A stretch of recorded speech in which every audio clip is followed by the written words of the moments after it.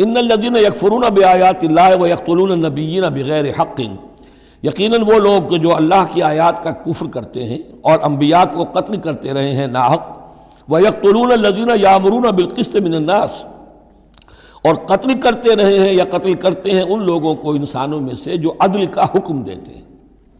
اس لیے کہ انصاف کی بات تو پسند نہیں ہوتی کسی کو، سچی بات الحق مر، تو بہت سے مواقع پر ایسا ہوتا ہے کہ حق گوئی کی پاداش میں کوئی حق گو انسان جو ہے اسے اپنی جان سے ہاتھ دھونے پڑتے ہیں۔ تو یہاں پھر دیکھیے قسط کا معاملہ آیا ہے، عدل۔ اللہ قائم بالقسط ہے، اور اللہ کے محبوب بندے وہی ہیں کہ جو انبیاء کے علاوہ وہ لوگ کہ جو عدل کا حکم دیں، انصاف کا ڈنکا بجانے کی کوشش کریں۔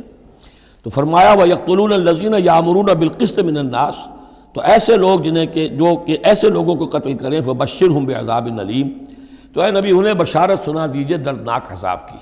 اس میں ایک طنز ہے، بشارت، عذاب کی بشارت، یہ طنزیہ کلام ہے۔ اولئک الذین حبطت اعمالہم فی الدنیا والآخرہ، یہ وہ لوگ ہیں کہ جن کے تمام اعمال دنیا اور آخرت میں حبط ہو گئے۔ قریش کو یہ زوم تھا کہ ہم خادم کعبہ ہیں اور ہمارے پاس جو ہے یہ لوگ آتے ہیں، حج کرتے ہیں، ہم ان کی دعوت کرتے ہیں، کھانا کھلاتے ہیں، پانی پلاتے ہیں، سقایا ہے، تو ہماری اتنی خدمتیں ہیں، اللہ تعالیٰ کے ہاں جو ہے ہمیں بہرحال ان خدمتوں کے حساب میں ہمیں بخش دیا جائے گا۔ فرمایا وہ سارے اعمال حبط ہو جائیں گے اگر وہ شکل نہیں ہے۔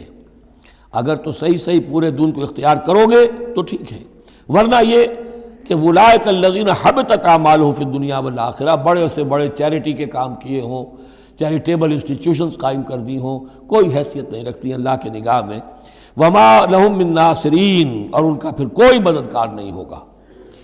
الم تر الی الذین اوتوا نصیبا من الکتاب، کیا تم نے غور نہیں کیا ان لوگوں کی حالت پر جنہیں کتاب کا ایک حصہ دیا گیا تھا؟ اوتو مجہول کا صیغہ، یہ جیسا کہ میں نے عرض کیا جہاں کوئی مذمت کا پہلو ہوتا ہے تو اس میں یہ مجہول کا صیغہ آتا ہے۔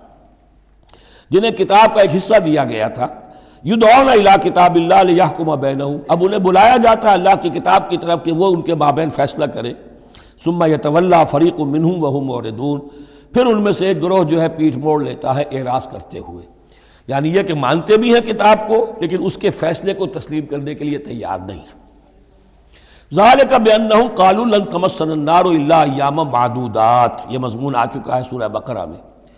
یہ کیوں ڈھٹائی ہو رہی ہے؟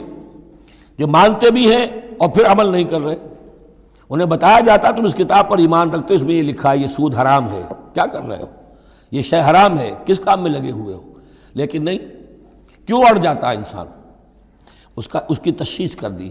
ذالک بانہم قالوا، یہ اس وجہ سے ہے کہ انہوں نے یہ عقیدہ گھڑ لیا ہے کہ لن تمسنا النار الا ایاما معدودات، ہمیں تو چھو ہی نہیں سکتی آگ جہنم کی مگر گنتی کے چند دن۔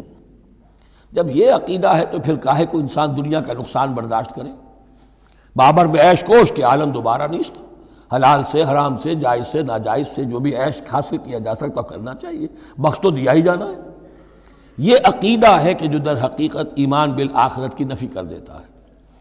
وَغَرَّهُمْ فِي دِينِهِمْ مَا كَانُوا يَفْتَرُونَ، اور انہیں دھوکے میں مبتلا کر دیا ہے ان کے دین نے، ان چیزوں نے دین کے معاملے میں دھوکے میں ڈال دیا جو انہوں نے افترا کر لیے، گھڑ لیے۔ اللہ نے تو کوئی ضمانت نہیں دی تھی، نہ لاؤ تورات لاؤ انجیل لاؤ، کہیں ضمانت نہیں ہے، یہ تو تمہارا من گھڑت عقیدہ ہے، اور اسی کی وجہ سے دین کے اندر تم اب بد دین یا بے دین ہو گئے ہو۔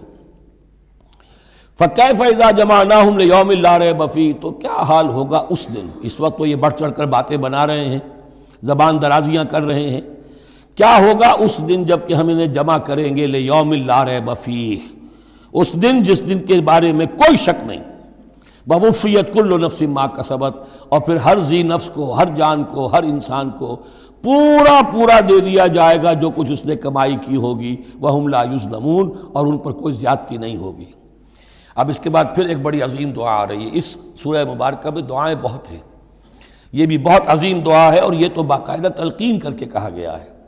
کہیں تو ایسا ہوتا ہے لوگ ایسے دعا کرتے ہیں، یہاں ہے قل اللہم مالک الملک، کہو اے اللہ جو تمام بادشاہت کا مالک ہے، مالک الملک ہے، کل ملک اس کے اختیار میں ہے، تؤتی الملک من تشاء، تو حکومت اور اختیار دیتا ہے جس کو چاہتا ہے، وتنزع الملک ممن تشاء، اور سلطنت چھین لیتا ہے جس سے چاہتا ہے۔ وَتُعِزُّ مَن تَشَاءُ، اور تو عزت دیتا ہے جس کو چاہتا ہے۔ وَتُذِلُّ مَن تَشَاءُ، اور تو ذلیل کر دیتا ہے جس کو چاہے۔ بِیَدِکَ الْخَیْرُ، تیرے ہاتھ میں سب خوبی ہے۔ اس کے دونوں معنی ہیں، کل خیر خوبی تیرے ہاتھ میں ہے، دوسرے کہ تیرے ہاتھ میں خیر ہی خیر ہے۔ بسا اوقات انسان جسے اپنے لیے شر سمجھ بیٹھتا ہے وہ بھی اس کے لیے خیر ہوتا ہے۔ عسیٰ ان تحبوا شیئا وہو شر لکم وعسیٰ ان تکرہوا شیئا وہو خیر لکم انک علی کل شیء قدیر، یقیناً تو ہر چیز پر قادر ہے۔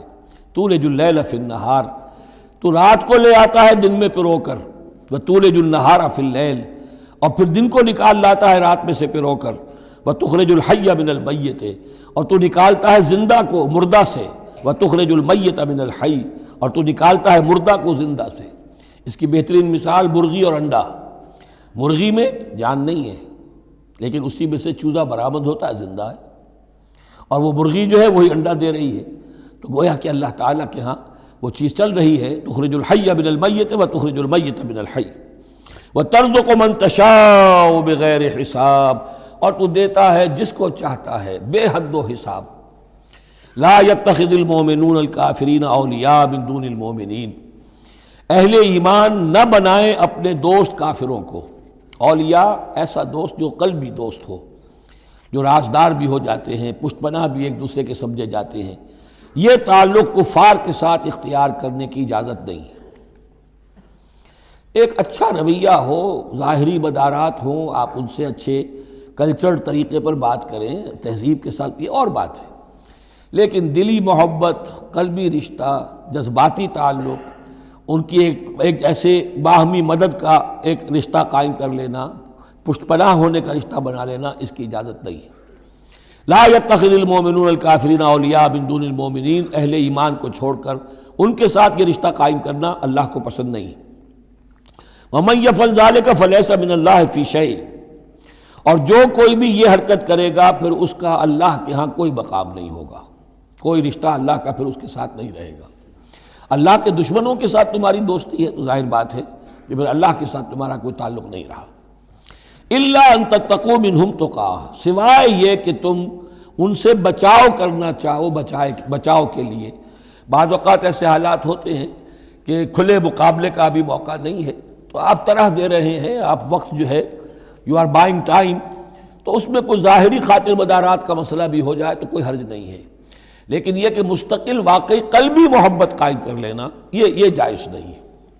ویسے یہ کہ اسی پھر آیت کے اسی الفاظ کو ہمارے ہاں اہل تشیع نے تقیہ کی جڑ بنا دیا ہے، لیکن انہوں نے اسے پہنچا دیا اس حد تک کہ جھوٹ بھی بولو، اپنے عقائد بھی چھپا لو، اور اس کے لیے دلیل یہاں سے لاتے ہیں۔ لیکن یہ بالکل ایک دوسری شکل ہے کہ یہ صرف ایک ظاہری مدارات کی حد تک، ایک حد تک، یہ نہیں کہ آپ جھوٹ بولنے پر آ جائیں اور آپ ایک چیز کو چھپانے پر آ جائیں، بس یہ ہے کہ آپ اس وقت تک، جیسے ہم پڑھ چکے ہیں سورہ بقرہ میں، کہ اگرچہ یہ یہودی جو ہیں ان کے دلوں کے اندر آگ بھری ہوئی ہے تمہارے خلاف، لیکن یہ فاصفحوا فاعفوا واصفحوا، ابھی ذرا درگزر کرتے رہو، ابھی فوری طور پر ان کے ساتھ جو ہے معاملہ کوئی مقابلے وغیرہ کا شروع کرنا مناسب نہیں۔ اس حد تک مسئلہ بینی تو صحیح ہے، لیکن یہ نہیں کہ جھوٹ بولا جائے معاذ اللہ۔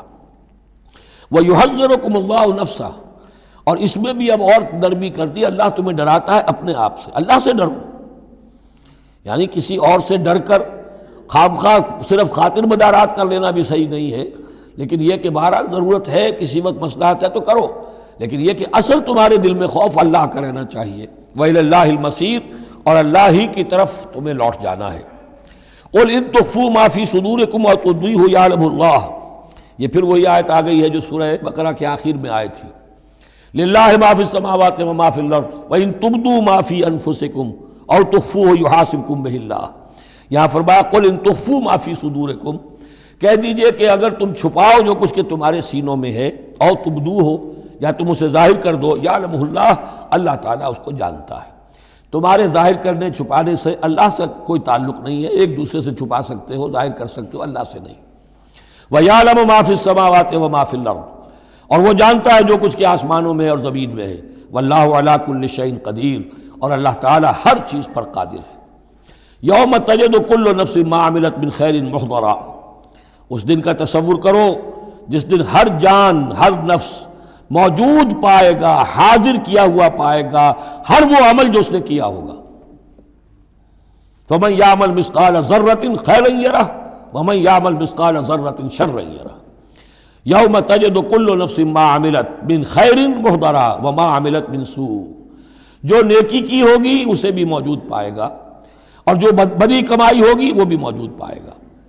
تود لو ان بینہا و بینہ امدا بعیدا، اور ہر جان یہ چاہے گی، ہر انسان یہ چاہے گا کہ کاش میرے اور میرے اعمال نامے کے درمیان بڑا فاصلہ آ جائے، میں اسے دیکھوں بھی نہ، میری نگاہ بھی اس پر نہ پڑے۔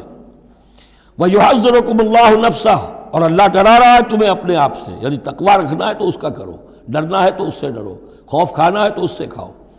وَاللَّهُ رَؤُوفٌ بِالْعِبَادِ، اور اللہ تعالیٰ اپنے بندوں کے حق میں بہت شفیق ہے، یعنی یہ وارننگز اسی لیے دے رہا ہے کہ تمہاری عاقبت برباد نہ ہو، بار بار سمجھا رہا ہے۔